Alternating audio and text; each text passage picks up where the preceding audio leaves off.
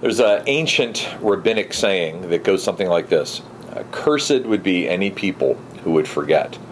So there we have it, once a year on our civil calendars, this notion of Memorial Day, where we remember. We remember those who have given their life sacrificially for our country. We, by extension, remember all of the many things that we are the beneficiaries of, that we've been blessed with, both as a nation and also as a church and as a people.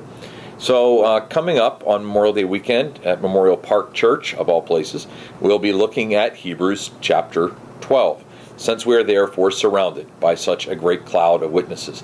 Therefore, it refers back to chapter 11 in that great hall of fame of faith, and then propels us forward for the future ministry God has for us. So in light of all these things that have happened that we dare not forget, and we can see pictures of God's faithfulness, we ought to therefore proceed by faith, the assurance of what we hope for, the conviction of what we don't see, for whatever God has for us in the future.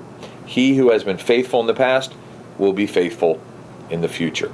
So, if you take a few moments and go through an exercise of looking back on your past, could you make a little list, a Hebrews 11 list, of the people God has placed in your life, in your hall of fame of faith, to which you can see demonstrations of God's faithfulness? And then, in light of that, can you look forward and say, God, for whatever you have for me in this next season, you are worthy of my trust in following you, because as you have been faithful in the past, I know you'll be faithful in the future. So here's your exercise.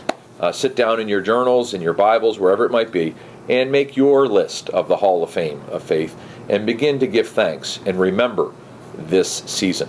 For cursed are any people who would ever forget.